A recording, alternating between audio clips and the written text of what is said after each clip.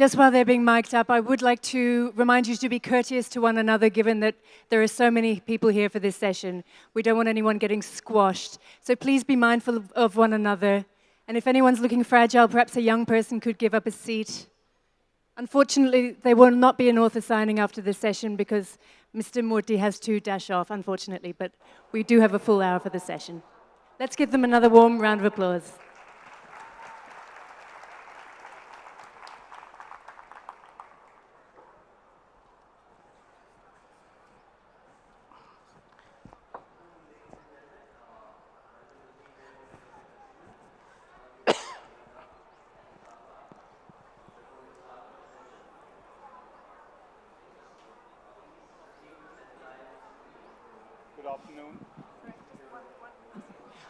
I've just been told that we will do a photo opportunity for the media at the end of this session. Let's just check your mic. Hello. Yeah, mine is okay. Yours?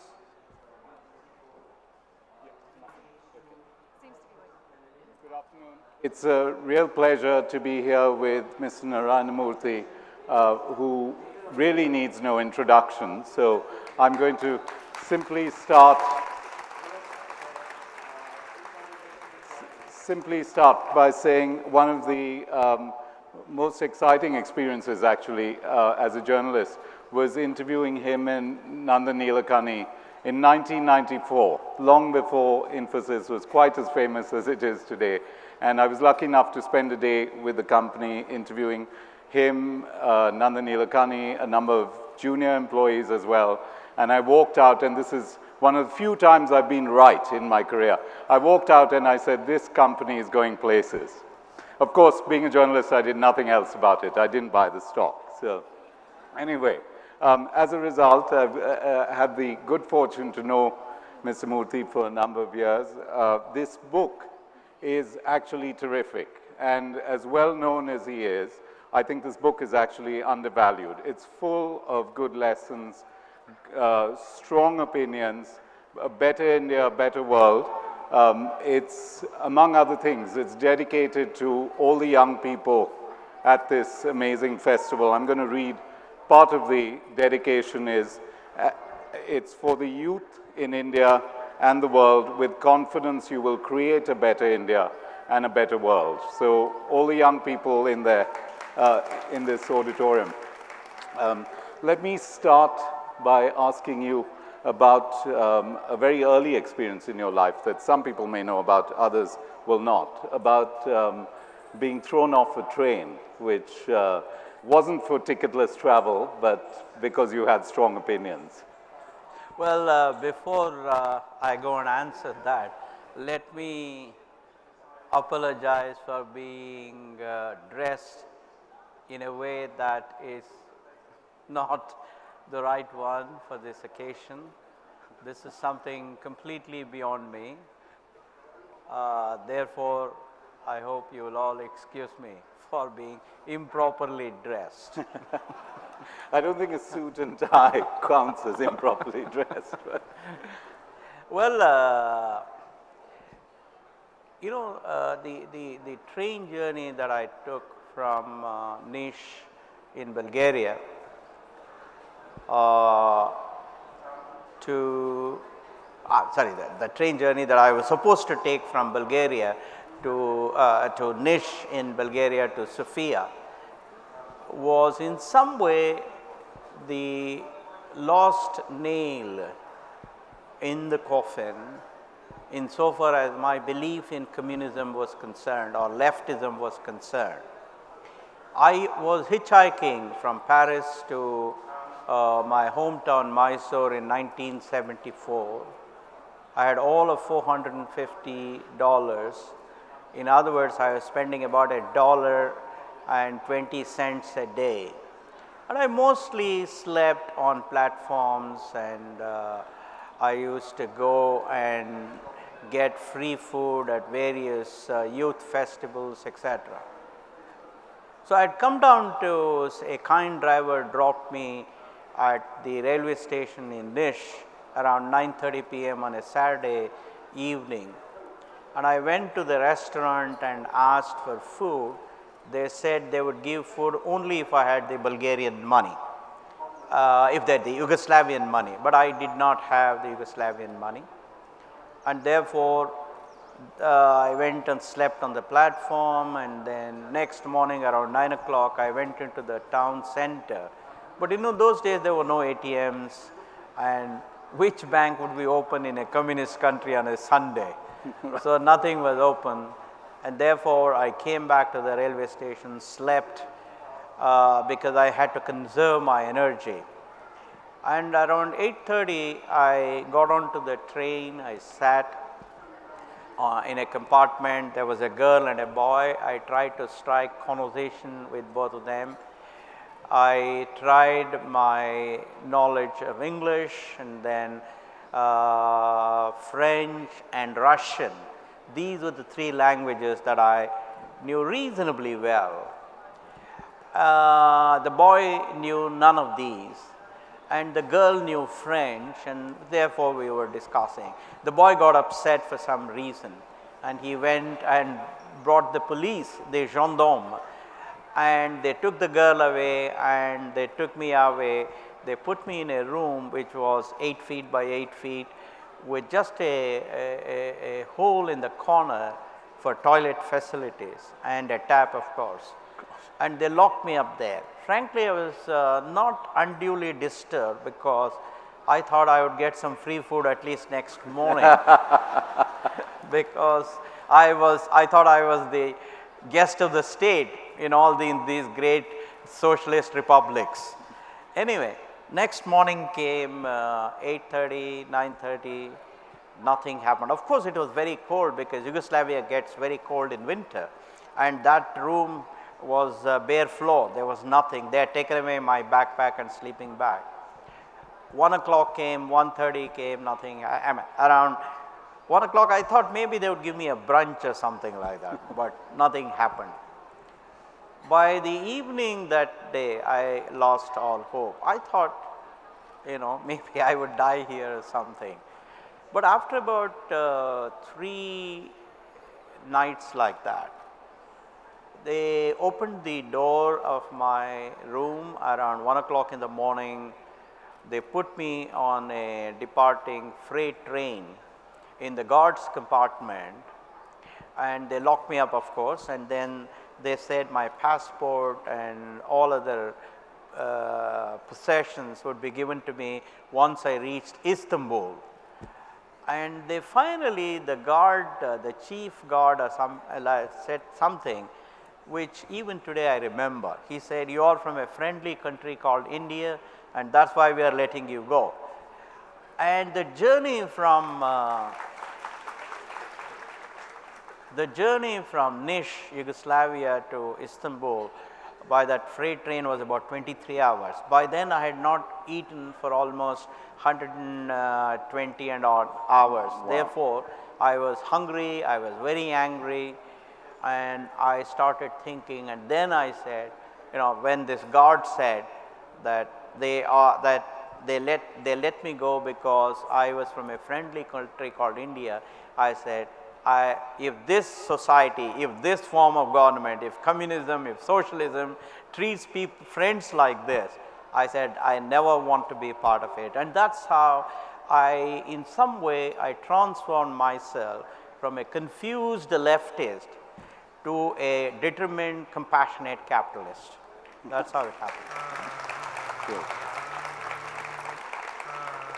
It's an important journey because being a confused leftist, becoming capitalist is actually the journey India is undergoing at the moment. And I think a lot of our problems are because we have this vast public sector that we now have to transform, and even companies like yours run into them on a regular basis. I mean, actually, the story of how you started the company, it took a year to get a telephone line. There's so many people in the audience who wouldn't even know what it was like to try and wait for a year for a telephone line, and it was more than that. Tell us about those early days. Well, you know, those days, of course, if you are an influential journalist like Rahul, he may have got it in 1 year. But let me tell you, mortals like us did not get a telephone connection in less than 5 years. But anyway, there used to be a joke in India, and that was half the people are waiting for a telephone connection and the other half are waiting for a dial tone. Therefore, it was indeed very, very tough. In fact, if you remember, I think it was Stephen who was the communication minister under Mrs. Indira Gandhi, and when the telephone lines didn't work, somebody complained and he said, why are you complaining? They don't work even in Mrs. Indira Gandhi's house. So that was there. Second, there were no bank loans. Third, for us to go abroad for any business, we had to apply to Reserve Bank of India because there was no current account convertibility, and we would wait for 15 days to get an answer. And sometimes you didn't get any permission to travel. So they were very difficult days. Let me give you one very humorous incident. One of my friends applied to Reserve Bank of India. He had to spend 2 days in Paris and 1 day in Frankfurt for business. So when he went to Paris, the person that he was supposed to meet on the second day of his stay in Paris told him, look, I have got to be in Frankfurt urgently, so why don't you come and meet me in Frankfurt? So this gentleman, instead of spending 2 days in Paris and 1 day in Frankfurt, as per the approval of the Reserve Bank of India, he spent 1 day in Paris and 2 days in Frankfurt. He received a show cause notice from Reserve Bank of India. So those were very tough days. Even my children don't believe that India was like that. But in some way we must applaud what Dr. Manmohan Singh, Montek is here, then Chidambaram, and under the, of course, patronage of Mr. Narasimha Rao, what they did. I mean, they transformed India all in 1 week. So therefore, I am not a great believer when bureaucrats tell me that, these are things that take long time. When they more or less removed licensing in 1 week, I mean, Montek is sitting here. Therefore, I think it is possible for us to create an India where the poorest child has access to decent education, healthcare, nutrition and shelter, just by ridding ourselves of our own preconceptions, our own belief that certain things can be done, certain things cannot be done. So I think that's the important thing. And specifically on the public sector, what do you think is the answer? Do you think it is privatization, or is there a halfway house? Any good government has to have a good regulatory agency for every industry. As long as you have a good regulatory agency, I think it is best if the business of business is left to the private sector. The people who are guilty must be identified and punished very heavily and very swiftly. But in India it never happens. On the other hand, the rules must be such that 99% of the people can conduct their businesses swiftly and without any interference from the government. So therefore, I don't know, I mean, Mr. Modi said the other day, the business of government is not being in business. So he always keeps talking about minimum governance and, minimum government and maximum governance. So I'm not saying anything new, I'm just saying what he has said. Therefore, I suppose time has come when public sector units may not have a role insofar as we take care of, for example, flights to northeast and other less frequented areas, insofar as we ensure that there is financial inclusion, insofar as we ensure that the public school system receives adequate attention. And that can be done within the framework of a good regulatory agency and a good private sector. Absolutely. Okay. Before we move on to values, which is a large part of this book, let me ask you another question, one last question about emphasis, really. I think it was 1990, no, a little earlier than that, someone offered you $1 million to sell the company.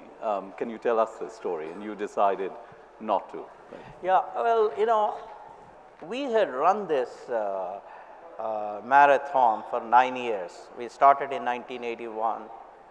Things were not picking up because of friction to business in India. As I told you, even traveling abroad was so difficult. Forget about opening an office abroad.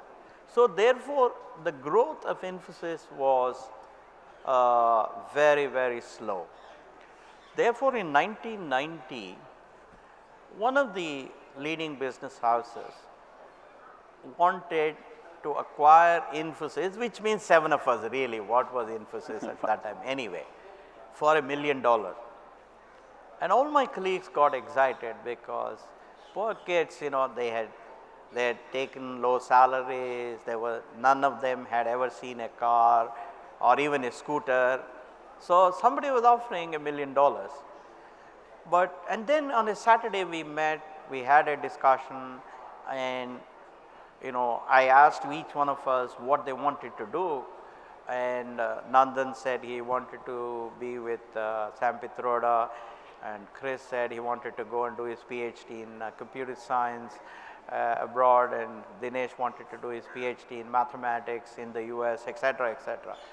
Finally, when my turn came, I said, look, I have run this for 9 years, and I have gotten used to this level of depravity, and therefore, or deprivation, therefore, I don't want to give it up at this stage. I do believe that we will see the end of the tunnel pretty soon. And God was very kind, and Montec decided that there should be liberalization, and then it all happened.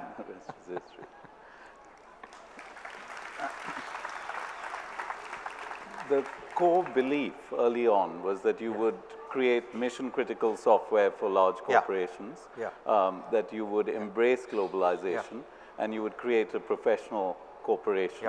I mean, all three are very important, quite different ideas. Can you lead us through that? Well, when we founded Infosys, we realized that thanks to advances in technology, both hardware and software, there was going to be a huge explosion for software, particularly in the developed countries, you know, starting with the United States. Second, we realized that we had very good labor available in India, because there were lots of engineers, even from the IITs, who did not get any job. Therefore, we said if we can match these two, then there is a great opportunity. So our desire, however, was to create a company of the professional, for the professional, and by the professional, as Abe Lincoln defined democracy. So therefore, we said we will create a company which will protect the respect and dignity of the professional, which will take care of the needs of the professional. And then we said, if we want to do that, then we have to follow the finest principles of corporate governance. And to me, corporate governance is all about doing whatever is necessary to maximize shareholder value, while ensuring there is fairness, transparency, and accountability to the stakeholders, that is customers, employees, investors, vendor partners, government of the land, and the society. So therefore, right from that day, we said whatever little we do, we will benchmark ourselves with the best company in the world in terms of corporate governance. and we'll create an experiment where we can demonstrate to ourselves that we in India can indeed create world-class software and run our company with the best governance in the world. That was the principle. So just one of the things that you did succeed in doing was creating a relatively non-hierarchical company. And I remember speaking to you years ago about the 360-degree review, which for those of you who aren't management students, is essentially, as the phrase suggests, a 360-degree review is when your boss rates you, you rate your boss, your peers rate you, and as far as I know, and your subordinates, most importantly your subordinates, which is the most un-Indian thing about it actually. As far as I know, it was, you were the first company, or at least one of the first. Can you talk we are about the first, clearly. Well, I think, our belief was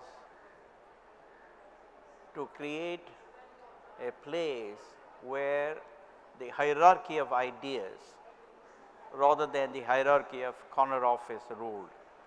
For example, in every major decision that I took as the CEO or the chairman, executive chairman, I ensured that at least 30 to 40% of the people involved in that decision were below 30.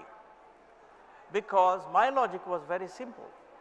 These people have lot more stake in the game than I have, because I may have 15, 20 years of corporate life, but those kids had 25, 30, 35 years. Therefore, whatever we do has to be something that will handle their requirements. So I think that was the fundamental principle. Therefore, in order to do that, we had to raise the confidence of youngsters. We had to make them feel wanted. We had to make them feel part of all the major decisions. And certainly 360 degrees was one instrument to give them the confidence that they have a voice in how the leaders conducted themselves. That was how we did that. How do you actually break down that respect for hierarchy? You talked to me that time about the fact that people weren't candid enough, that they were either being too polite to their peers or being too polite about their bosses. How did you actually break that down so it was a truthful endeavor rather than just window dressing? Well, I think you will have to create an environment of openness to new ideas. For example, at Infosys, all doors are always open. Anybody can walk in if the person is free. Second, they send so many emails saying this has to be improved, this has to be changed, this is not right, etc. Third, as I told you, in every major decision, we included a sizable percentage of youngsters. Fourth, every year we did an event called Ideation Day, where the only people who went to the stage were people below 30, and they would talk about how the company should change, what are the new ideas they have, etc., etc. And the senior people would be listening, they will take down notes, and they would look at the feasibility of implementing them, and then implement them and give a report on another day. And then we had the Excellence Awards. We created the country's largest and perhaps one of the largest in the world stock option plans. So when you do all of this, I think you do, and we all stood in the same queue at the canteen. Therefore there were no this thing. I remember when we installed the first ATM in our Bangalore campus. I was standing behind one of my colleagues who was a janitor, and so I asked him, we have got this new ATM, what do you think of it? He said, sir, I love it. I said, why do you love that ATM? He says, this machine treats me and all these software suited and booted software engineers and all of you guys the same way. Whereas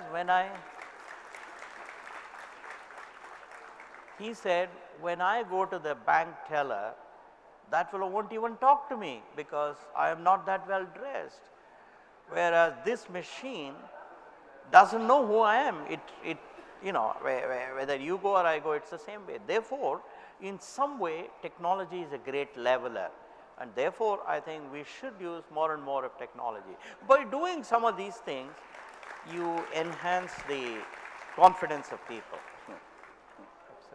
You even succeeded, as far as I know, in having people not call you sir, and you were called NRN, I think, and all of you were essentially called by your first names.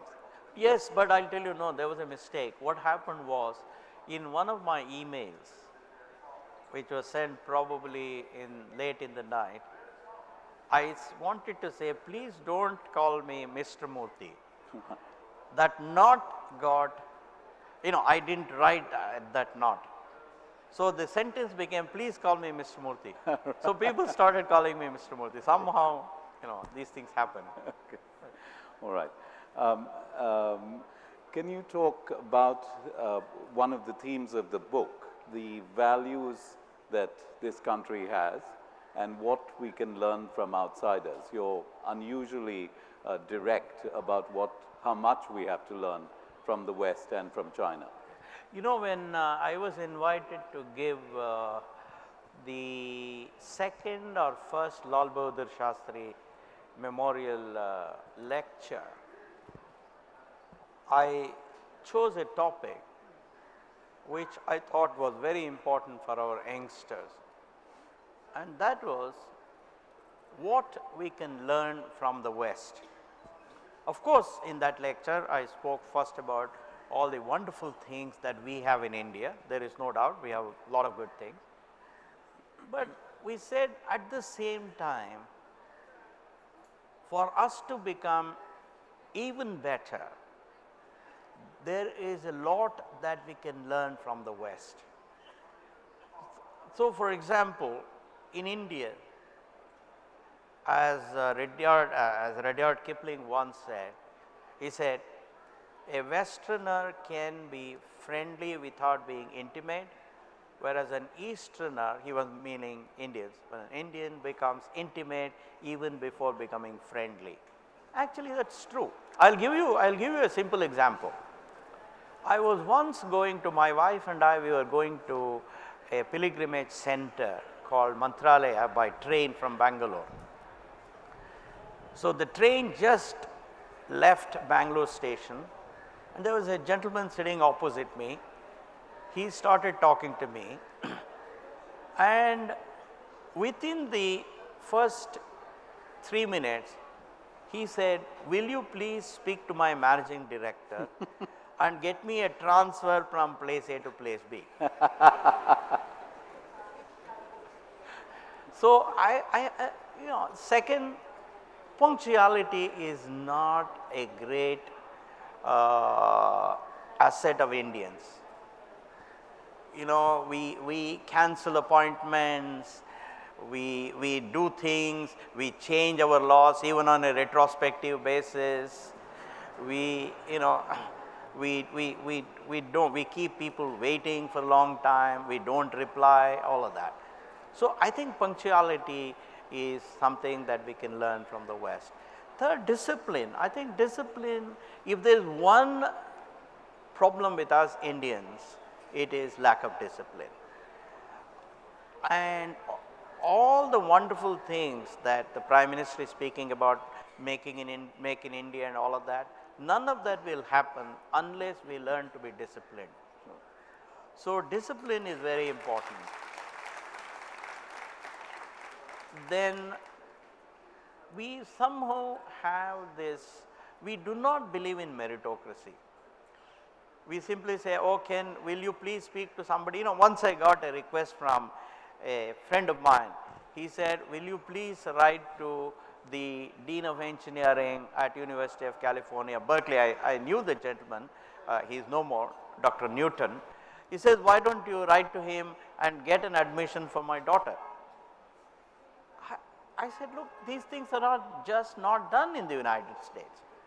I said, my letter will be thrown to dustbin and next time that fellow won't even look at any of my mails. He said, no, no, no, no, he is a friend of yours. He should be able to bend the rule a little bit. So I think there is in Kannada there is a phrase called "Solpa adjust madi." That means manage a little bit, somehow manage a little bit. So therefore, I think there are a lot of these things that we can learn from the West and become even better. But I can tell you there were a lot of people who were extremely upset about it, that I even in public I said we have something to learn from the West. In fact, Montek gave Sudha a book called Al-Biruni's India. Al-Biruni, as you people know, came to India and spent I think 38 years in India, not just 1 month, not 2 months. He came somewhere around 980 AD and left I think in 1018 AD. He was a very good logician, mathematician and a journalist. So Al-Biruni came and he traveled throughout India and went on meeting these Indian Pandits. Most Indian Pandits refused to meet Al-Biruni. Who is this fellow from Iran? What does he know? How can he even hold conversation with us? One of the weak-minded Pandits in Banaras, I believe, he agreed to meet Al-Biruni. And when the conversation started, when the Pandit found that Al-Biruni was not stupid, but he was quite intelligent, this Pandit says, tell me, which Indian taught you all this smartness? So I think we have to become a little bit more humble. We have to learn from outsiders. There is so much. I mean, Indian people have gone abroad. For the last so many hundreds of years, but very few of them have come back and written about what China was, what Cambodia was, what UK was, what is it that we can learn, etc. So I think we need that. I think you put it very well in the book, where you say our intellectual arrogance has not helped our society, and I've never seen a country where people are more contemptuous of better societies given where we are today. Oh, absolutely. I think that's really is actually at the very base of many of India's problems, is a refusal to accept that certain countries have done certain things better than we have. One of the beauty of this literary festival, for me at least, number one attraction of this is there are so many youngsters, boys and girls. I think if there is a way that we can somehow influence, even in a small way, for these youngsters to pick up some of the good things, I think this Jaipur Literary Festival will be a fantastic success. Sure, it already is. Can I ask you about your travels to China, where you've opened, when you were working with Infosys, you opened centers in Shanghai and elsewhere, Dalian. What were your experiences working with the government there? Well, we have 4 centers in China. We have in Shanghai, we have in Hangzhou. Hangzhou, as you know, is a 2,500-year-old beautiful city, absolutely beautiful. Then we have in Dalian and we have in Beijing. When we went to Shanghai, we approached the Shanghai municipality for land, and they gave us, they do very detailed study, but they do it pretty quickly. Within a matter of 20 days, 20 days, they gave us 25 acres of prime land in Pudong. And all of this was done in 20 days. We did not have to go 10 times and ask them nothing. Only once we went. But after about 2 years, when we couldn't scale up our operation in China, we went back to them and said we are going to return the land. They were shocked. They said, why are you returning this land? This is, a prime property. You could sell it. We said, look, we are from India. We believe that it is not proper to use this land for any purpose other than for which you have given, and therefore we'd like to. And they were, next time when we asked the land, they gave 15 acres in another well-known park in 24 hours. 24 hours. So I think, by some simple methods, by increasing the speed of decisions, by using the power of technology, by being more open-minded, I think we in India can indeed get to the 10% growth rate that the previous government wanted and the current government wants. I'm sure it can happen. It's just some minor adjustments. The usual answer to that sort of speed of decision making in China is that, of course, it's a communist dictatorship, whereas we're a democracy. Is that too simplistic? No, I think it is too simplistic because of a very simple reason. Most developed nations are democracies. So True. let's remember. True. We didn't invent it. And number two, these democracies, whether it's in the UK or US or Germany, France, Japan, etc., the speed of reaction is very good. So I don't think democracy is the reason why we are slow. I think there are other reasons. What might those be? What do you see as No, it's problem? a mindset. I think it's a mindset. It is the colonial mindset. It's the mindset that we inherited from the British, and the British themselves have changed. I mean, I have a lot of interactions in the UK. I mean, they are up there today, but we have remained here. So our bureaucracy today is behaving like the British behaved 100 years ago. That is the key thing. Unless we adapt to the current situation where you have to be responsive, business friendly and fair, I don't think we will reach the growth rates that we want. One of the things you talk about is that in India we focus too much on the government, which actually I've been guilty of doing just now. We blame the government for a lot, whereas we have to change actually the way we behave. And so programs like Swachh Bharat and so many others will be meaningless without us changing the way we behave. Of course. Well, there is no doubt about it that while it is very easy for us to blame the government, after all, government has come from Indian people. So therefore, there is a lot that can be improved in the mindset of Indians.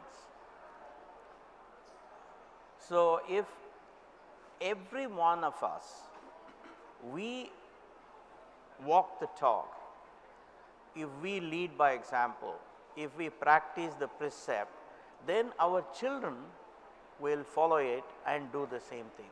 But today what we are doing is, we keep preaching from the podium, and then when there is a specific transaction, our behavior is exactly opposite.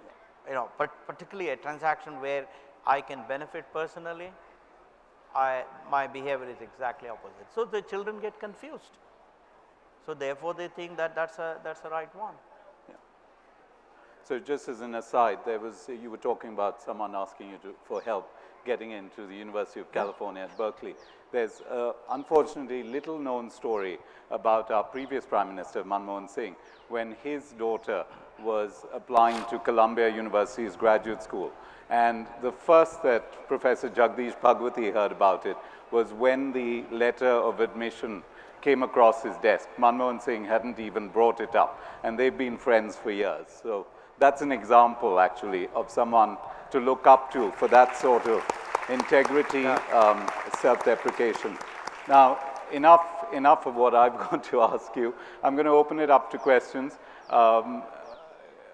Right here. We're going to have to discriminate a little bit. You know, I have a rule wherever I participate in Q&A. I want it alternately from a woman and a man. Okay, okay, that's good. First a a woman and then... actually, okay, we'll go through with this and then May I go through, sir? next will be a woman. Yeah, go ahead. Okay, sir, I'm an IT engineer in TCS since 4 years. So I have two specific questions to ask to you. First, in my company, recently there is a laying off process going on. People who are at the age of 33, 35, 40, when they are in the middle of their lives, they are getting laid off and they are given pink slips, and in just 1 month they have to go. I'm not able to hear. In 1 month they have to go because they were given pink slips just because of the cost cutting. So what do you think about the layoff? Second, Sorry, Um, can- one of no, have to no, keep the no, no, question not second. short. Let him. Yeah. Well, let's remember one thing. We in India must accept that performance is the criterion for any one of us to be in a job or not be in a job, number one. Second, this industry has depended too much on time and material. And because we are so cheap compared to the West, even if we worked half the time, we will still be giving a lot of value to our customers. Therefore, our youngsters,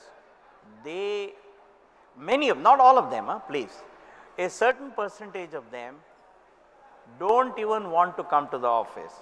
Certain percentage of them don't want to spend even 50% of their time actually doing this stuff. You know, we had a situation where when we measured several years ago in 2006, 60% of the people were coming less than 6 hours to the office. So therefore, we must remember that China is waking up, Vietnam is waking up, you know, Mexico is waking up, Egypt is waking up, Philippines is waking up. Unless we demonstrate our commitment to the customer by enhancing our individual productivity, by making sure that we deliver more and more to our customer, let me tell you, food will be taken away from us. Therefore, it is very, very important for the organizations to communicate to their employees that good work ethic is extremely important. Yeah, please. Sir, you said that we should lead, people like you should lead by example. You are leading us. But Manmohan Singh, Montek Singh, Chidambaram, they may have given liberalization to Indian economy, but they gave the doom also to Indian economy later on. What happened to their morals at the later stage of Congress ruling? The politicians on continuous line, speaking lies. I believe that when we speak lies continuously, we start behaving like that. The politician on Okay. the forefront. We've got your question. We've got your question. Do you want to Thank you respond so to that? I didn't get it fully, The but question was essentially that Yeah. politicians sometimes lie, and how do you relate that in the context of the previous Congress government? yeah. Well, I think one good thing with politicians is that they pay a price, because if they don't perform, the electorate will vote them out. I think the bigger question we have is, how do we ensure that we create the right incentives for our bureaucracy to become the best in the world. If the bureaucracy becomes much better than what it is today, I can assure you that we will be in a position to make good progress. So therefore, I would say that the focus has to be on creating a new system of bureaucracy where the honest people are recognized, they get very, very good salaries, there is a variable pay, and the not so honest people will get swiftly punished. Now, unless you get to that model, let me tell you, it does not matter who the leader, one man cannot lead this country. This is a huge country. There are zillions of functions. So therefore, in every function, at every level, you need people in India who say, our charter is to ensure that the poorest child's life becomes better. And to do that, we have to do our job faster and better. So that is where the problem is. Next. Go ahead. The girl behind. The girl behind. Yeah. Good afternoon, sir. My question is related to entrepreneurship. I am working with CIE Hyderabad. Just hold it nearer. Hold it closer so we I can hear am you. working with CIE Hyderabad. For startups or for entrepreneurs to be exact, what are the few things which you would suggest, because we don't have very structured format in India. Startups is a budding culture in India. So what would you suggest for youngsters so that we can practice to vision? To be successful, we have to vision after the needs which will come up after 10 years in the nation or society. So what would you suggest so that we can practice those measures? Well, entrepreneurship is all about converting an idea into wealth, into jobs, into prosperity. Entrepreneurship is also about deferred gratification, that is sacrifice today, hard work today, and hopefully wealth, prosperity, happiness, well, I don't know happiness, but job tomorrow. So for it to happen, an entrepreneur must be able to articulate his or her idea using a simple sentence, not a complex sentence, not a compound sentence. Second, he or she must put together a team that brings complementary strengths, or what with a mutually exclusive but collectively exhaustive set of skills, expertise and experience. In other words, you need to have people who know finance, you need to have people who know sales, people who know technology, production, etc., etc. Third, the market must be ready for your idea. Unless the market is ready, it does not matter how good your idea is, it will not take off.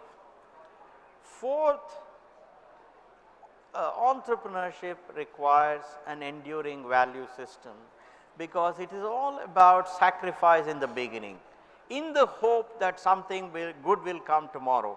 Therefore, you people, and the entrepreneurs must be in a position to make sacrifices, trust each other, make do with whatever little is there, etc., etc.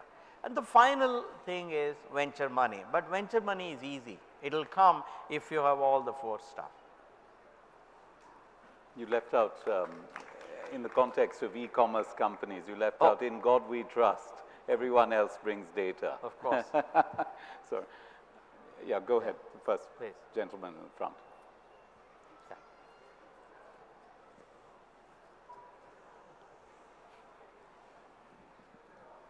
Thank you so much. Pleasure. You mentioned about the challenge of the public sector industries. Now, is privatization of public sector industries, how do we create that it does not become a plundering? Secondly, about the private sector and corporate India, there has been a recent amendment to the Land Acquisition Okay, Act, I'm going to keep it. which takes land from the farmers. What is your position on that? So, Yeah. Well, the first question was public sector. when you transfer public sector to the private sector, the risk of plundering corporations. They've been plundered already, by the way, but the separate. You know, you see, the reality is simply this. If you choose honest, decent, fair-minded, and competent people to do these tasks, there will never be a problem. Almost without exception, every one of these plunderings that you talked about happened because such people were not chosen for the activity. Now, if you say most Indians are not like that, then what can we do? We have to improve. I do not think that is the issue, but I think we will have to entrust any such activity to the right people.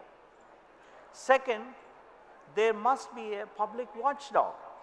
Every ministry must have, in my opinion, an advisory group selected from amongst respected, competent, eminent people from different walks of life.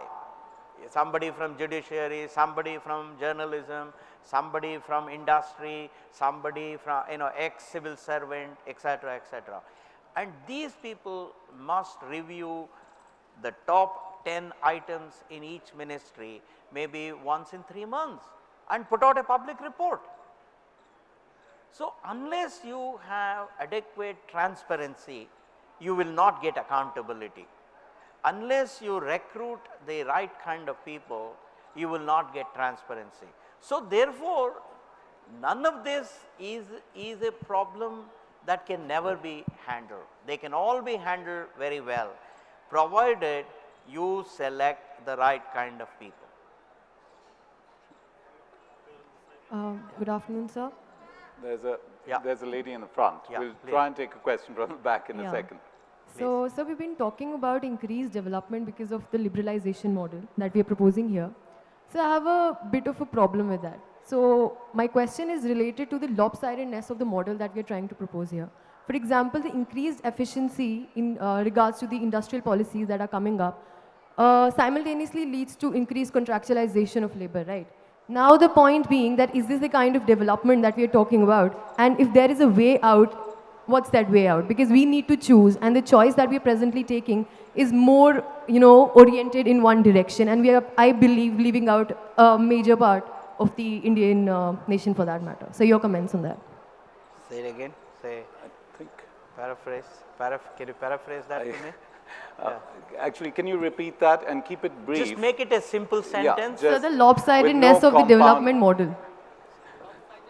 The lopsidedness of the development model that we're trying to propose here. Well, I agree. You see, the reality is simply this. There are 3 major responsibilities of any government in a democracy. First is to ensure that there is zero friction to businesses, so that these businesses can grow, create more and more better and better jobs, and consequently pay more and more taxes. That's the first responsibility. Second,